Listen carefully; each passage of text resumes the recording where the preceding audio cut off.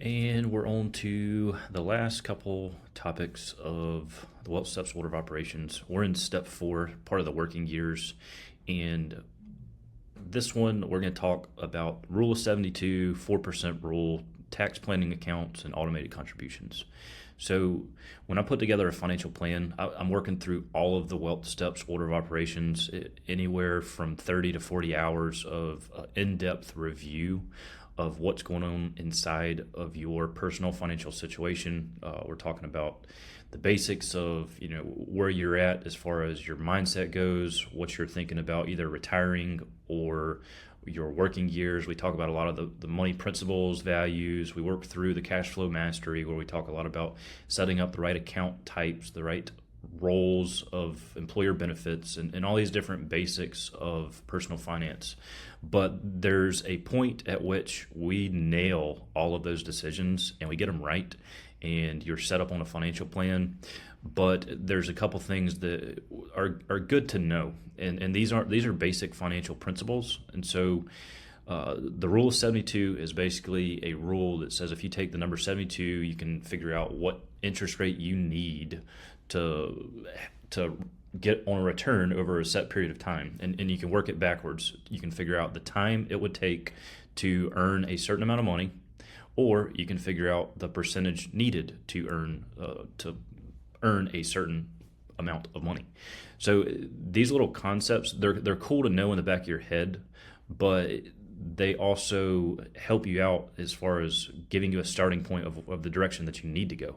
But there's another one that I hear a lot about, and it's called the 4% rule. And it's basically you can live off of 4% of a portfolio. So let's just say $1 million a year would kick off. You could spend $40,000 of that portfolio and it not run out of money. And the 4% rule was a study that was created by an individual, decades ago, that it's not concrete rules. It's not set in stone. It's kind of like a guideline, but it was a study that turned into concrete, and now a lot of the financial industry goes off this 4% rule. But it may not be necessarily true for your situation. Maybe you can live off of 5% of your portfolio, or 6% or 7%, but it gives us, I would say, guardrails. It helps us put in place different rails that we need to stay in between, whether it's spending too much or not earning enough on our investments.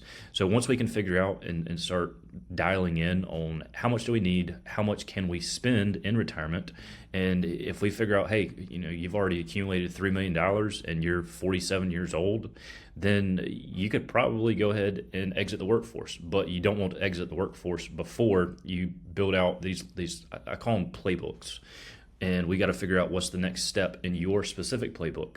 And it may not be the same step that your neighbor down the street has, because he only has $700,000 a year, or $700,000 in his portfolio. So maybe that was due to, some type of bankruptcy or some type of family lawsuit or some type of business issue that prevented him from accumulating more than $700,000. And I'm not knocking anyone that has $100,000 saved up for retirement, or someone that has $5 million, but $4,999,000 of that was from an inheritance. We have to figure out what's specific to your situation. Do these Rule of 72, does it apply to your situation? Does the 4% rule apply to your situation? And there's other different strategies and rules that we have to figure out. Are they applicable to your situation?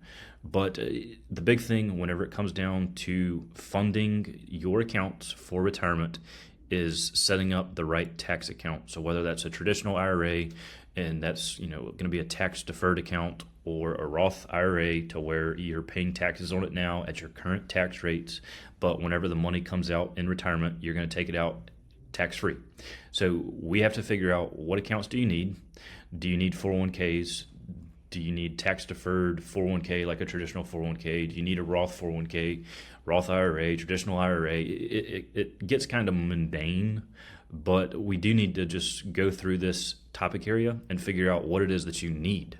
What do you have access to through your employer? If you're a business owner, what type of 401k plan do you want to set up for yourself, but also for your employees?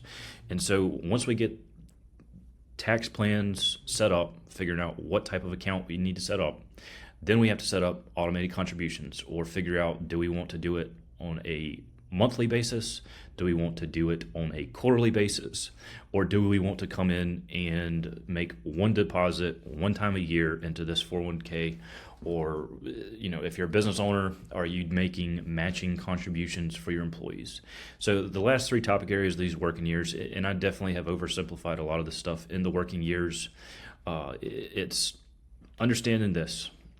The working years phase is about accumulating enough money so that you can live off that money through your retirement years while doing it in a tax efficient manner. And so once you figure that out, you've got 6 other areas inside the Wealth Steps order of operations that you've got to master. A lot of times folks show up in my office and they immediately start having an investment conversation, not knowing that these other 5 topic areas pay a lot in dividends, and by doing the right planning in the right order, so the right steps, working through the mindset shift, cash flow mastery, asset protection, working years, retiree years, and estate planning. If you can nail your own specific financial plan, and it's not to say that this one is exactly what you need to do. I'm just giving you principles and ideas of how to build your own financial plan. You got to figure out what is your plan for your specific situation and your scenario. So I hope these video series, these podcasts have pointed you in the right direction.